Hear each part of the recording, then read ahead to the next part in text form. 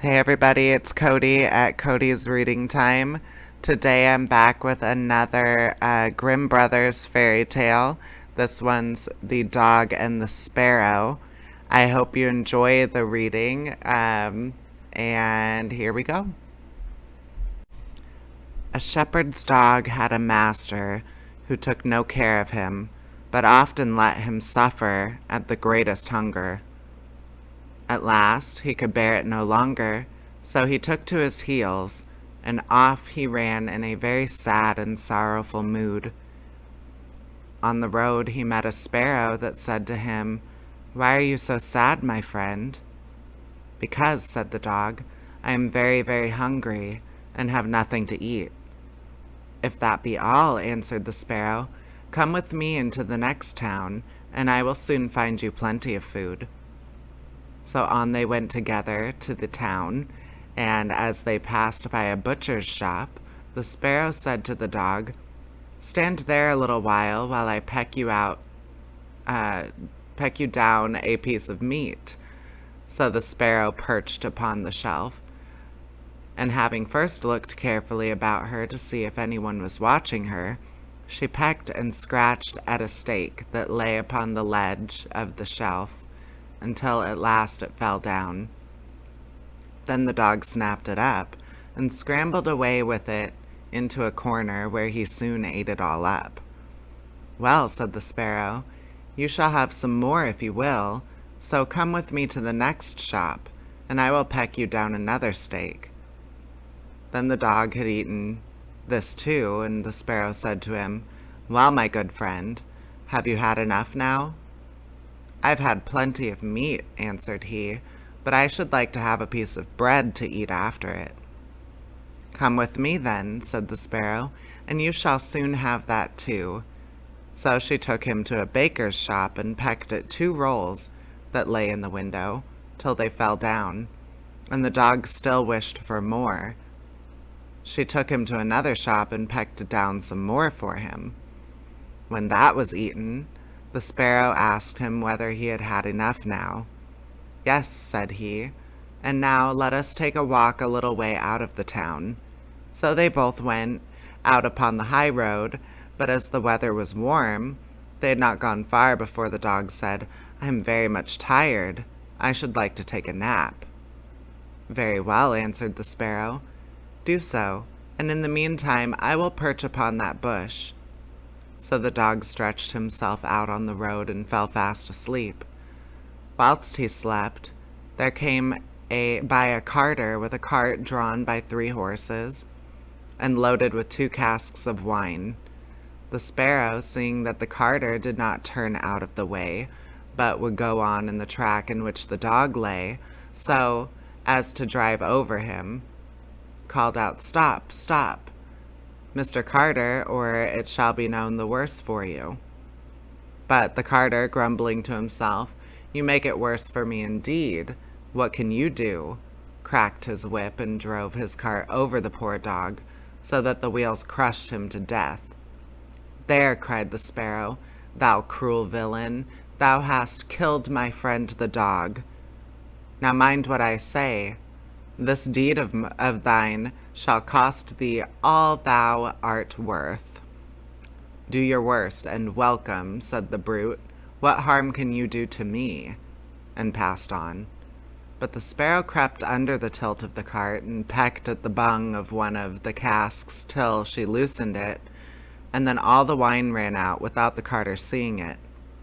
At last he looked round and saw that the cart was dripping, and the cask quite empty. "What an unlucky wretch I am," cried he. "Not wretch enough yet," said the sparrow, as she alighted upon the head of one of the horses and pecked at him till he reared up and kicked. When the carter saw this, he drew out his hatchet and aimed a blow at the sparrow, meaning to kill her, but she flew away, and the blow fell upon the poor horse's head with such force that he fell down dead. "Unlucky wretch that I am," cried he. "Not wretch enough yet," said the sparrow. And as the carter went on with the other 2 horses, She again crept under the tilt of the cart and pecked out the bung of the second cask, so that all the wine ran out. When the carter saw this, he again cried out, "Miserable wretch that I am!"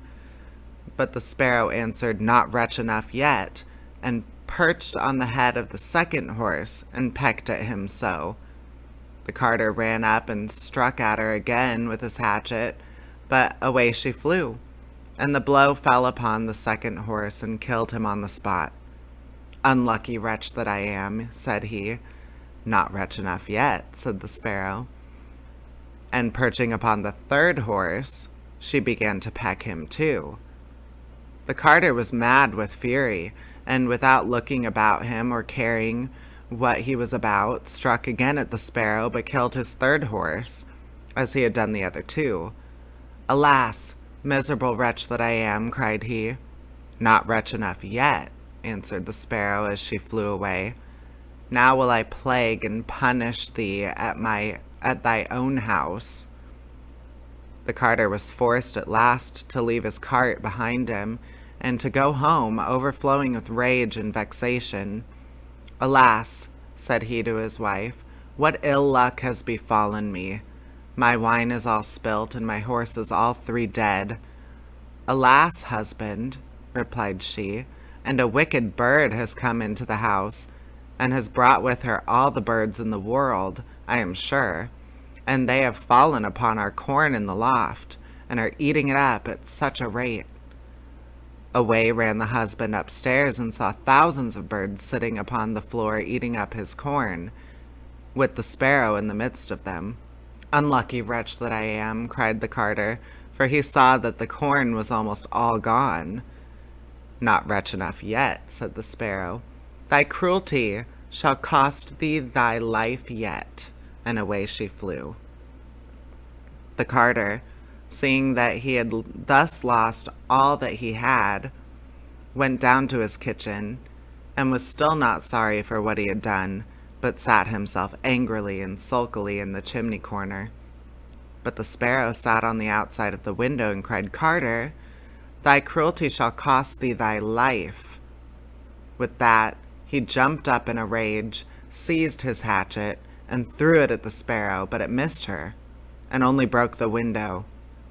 The sparrow now hopped in, perched upon the window seat, and cried, "Carter, it shall cost thee thy life."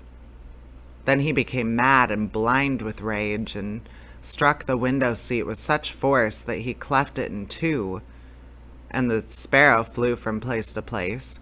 The carter and his wife were so furious that they broke all their furniture, glasses, chairs, benches, the table, and at last the walls, without touching the bird at all. In the end, however, they caught her, and the wife said, "Shall I kill her at once?"